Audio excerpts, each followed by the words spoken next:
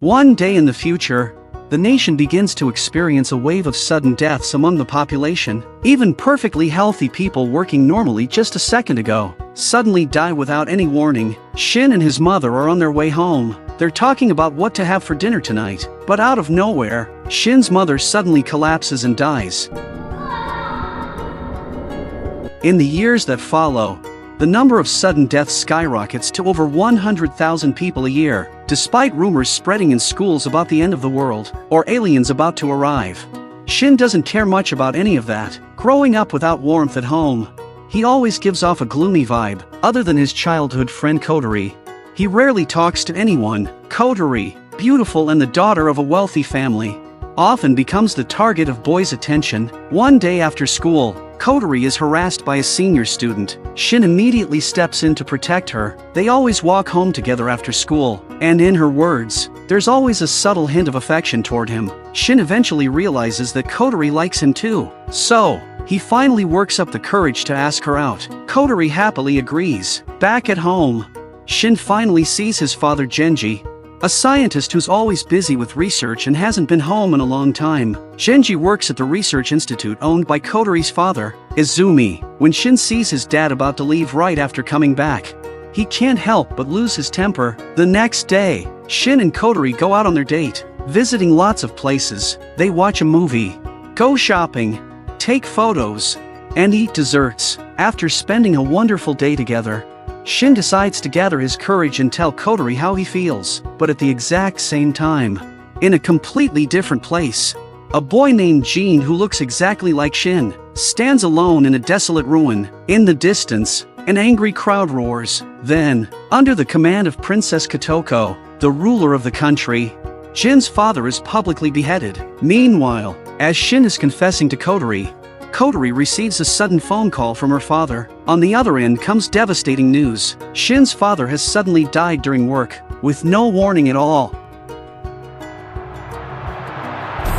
Some say it was sudden death, others say it was death from overwork, but Shin believes his father brought it upon himself, having never truly received fatherly love. Shin doesn't know whether to be sad or angry. What he doesn't realize is, danger is already closing in on him. What kind of earth-shattering secret lies behind all this? Back in World War II, Japan had secretly conducted research on matter teleportation, but the experiment failed, causing a distortion in space-time that split Japan into two parallel worlds, World A and World B. Both are versions of Japan, and each person in one world has a counterpart in the other, but their lives are linked. If one of them dies, the other dies too. This is the true reason behind the mass wave of sudden deaths, with very few people aware of the truth. Each world has followed a different path of history. World A has long since forgotten war and achieved true peace, but World B remains in a state of civil war. Its people living in constant suffering and chaos, for a certain purpose. Princess Kotoko of World B secretly sends Nico and Riko into World A.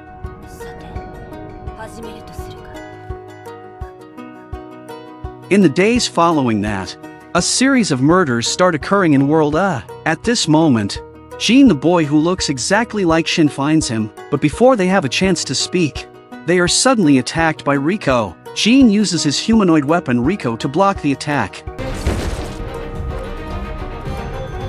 Jin then grabs Shin and they run into a nearby abandoned building. By coincidence, Kotori, who came looking for Shin, runs into Riko, and Kotori just so happens to be the one Riko was looking for. Each of them begins to explain the truth about World B to Shin and Kotori. Jin's parents were brilliant inventors, who created teleportation devices and powerful humanoid weapons, but those technologies were stolen by the tyrant ruler of World B, Kotoko. Shin's father was even brutally executed, which is why Shin's father in World A died as well. In order to take revenge, Jin decides to kill Kotori, who is linked to Kotoko's life, so that Kotoko will die along with her. Kotori follows Riko to an abandoned building, but Riko is suddenly ambushed by Jin, and her communication device gets destroyed, cutting off contact with Kotoko. Terrified, Kotori collapses onto the ground. When Jin finds Kotori, he's visibly thrilled. Just as Jin commands his humanoid weapon to kill Kotori, something strange happens. Because Riko's connection to Kotoko was broken, she unexpectedly forms a new connection with Kotori instead.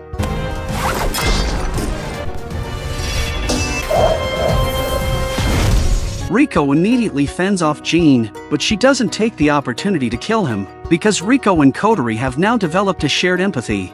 Realizing that killing Jin would also mean Shin would die, Riko has no choice but to take Shin and escape. Kotori has no idea how to deal with what just happened. To ensure everyone's safety, she decides the three of them should stick together for now, but Shin refuses to stay overnight at her house. With no other option, Kotori has to go to his house instead. Now that Riko has formed an empathetic link with Kotori, she also becomes aware of Kotori's feelings for Shin. Shin asks Riko whether she's the one behind the recent string of murders. Riko flat out denies it. Later, Shin discovered that the recent victims' lives were all connected to the ministers around Kotoko. He immediately realized that the culprit was likely Jin. Not long after, Jin shows up to meet them on his own. Jin also denies killing those people. At that moment, a girl who looks exactly like Riko suddenly attacks them. Thankfully, Riko arrives in time to stop her. It turns out this girl is Riko's twin sister. Her name is Miko. Miko explains that Princess Kotoko, the supposed ruler of World B, is really just a puppet with no actual power. All the horrible things that happened were forced on her by the ministers to protect herself and put an end to the ministers' crimes. Kotoko secretly ordered Riko to protect Kotori, and at the same time sent Nico to eliminate the ministers' counterparts in World A. Now that Jin learns his true enemies are the ministers, he decides to join forces with them and fight back together. Over in World B, Kotoko watches as they reach this agreement, and she's filled with joy. Now, there are only 4 ministers left. Once the counterparts of those 4 are eliminated, everything will finally get better. The next morning, everyone sits down for breakfast, while planning how to take out the remaining 4 ministers' counterparts. Originally, Miko and Riko were supposed to kill Jin today, and then go after the others tomorrow. But now that Jin has joined their side, they suddenly find themselves with nothing to do today. So the 2 sisters decide to spend the day exploring this peaceful world with the others, but none of them realize this decision will lead to devastating consequences. And so, the 5 of them temporarily set aside all their worries and enjoy a full day of carefree fun. Miko and Riko remark that if Jin ever met Kotoko, they'd probably get along really well. Right then, Shin decides it's time to try again, to finally finish the confession he didn't get to complete before. But just as he begins, Miko interrupts. She senses that Kotoko is in danger and rushes off to save her. It turns out that Kotoko had been betrayed by her attendants and is now being executed by the ministers. At the same moment, Kotori, linked to Kotoko's life, starts to feel weaker and weaker. Fear rises in her heart, and she feels a deep regret because she never got to hear Shin's confession. In the end, Miko was just a moment too late. Kotoko has already been beheaded, and Kotori collapses in Shin's arms. At the same time, Miko falls under the control of the ministers, becoming their next puppet, having watched yet another important person die before his eyes. Shin sinks into deep despair after Kotori's father, Izumi, explains the entire situation to them. He decides to help. Using advanced technology from a research facility under his company, Izumi repairs Jin's humanoid weapon. However, just a few days later, Nico, now controlled by the ministers, launches a direct invasion of World A from World B. They transmit a massive number of humanoid weapons into World A.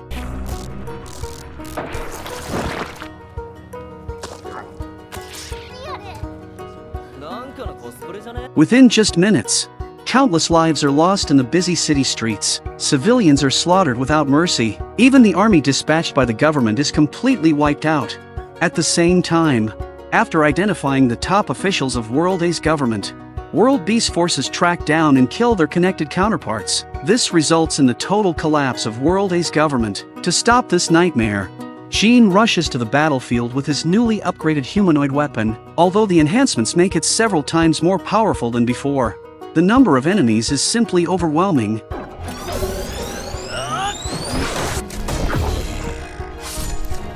Just as Jin is on the verge of collapse, Riko charges in, instantly destroying several humanoid weapons.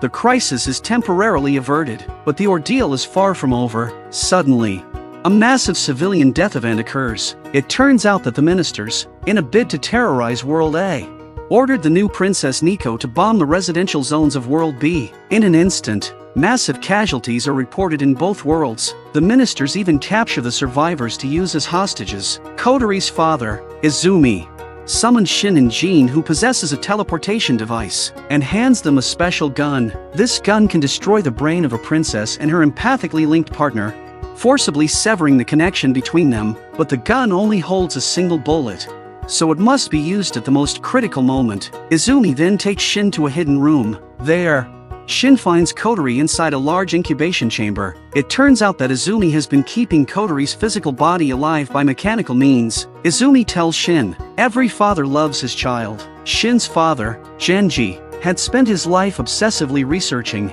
a way to sever the connection between the two worlds. Before his death, Genji had already discovered a method to do so. That night, Shin has a long, heartfelt conversation with Jin. Shin finally understands that his father drowned himself in work because he was terrified Shin might die suddenly like the others. They vow to fulfill his final wish no matter what. They immediately activate Genji's teleportation device. Soon, Jin transports Shin and Riko to World B. Everywhere outside the palace is in ruins and decay. After defeating the guards, they sneak into the royal palace.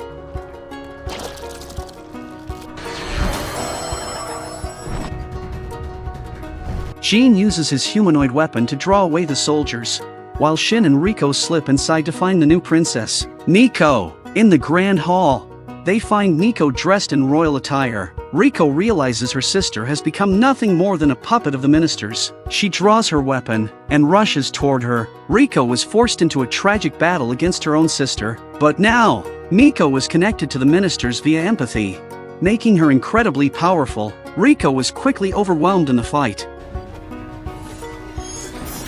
Nico plans to use a massive teleportation device to transfer the entire palace into World A and use it to rule over the new world. As the teleportation device completes its preparation, the entire palace begins to shift into World A. Jin storms the palace with his humanoid weapon to assist Riko. Shin takes this chance to fire the single bullet at Nico, but it's blocked by a protective shield. What Nico doesn't know is that Jin also has a similar gun. The three of them begin working together, attacking in sync. Riko suddenly leaps forward, breaching the shield, but her true intent is to distract Nico. By the time Nico realizes it, it's already too late. The moment she is struck by the bullet, all the ministers connected to her through empathy die instantly from brain failure. The teleportation fails, and the palace returns to World B. World A has officially won the war. In the final moments of the story, Nico suffers from a mental breakdown due to leftover data in her brain. Riko was forced to reset her back to factory settings.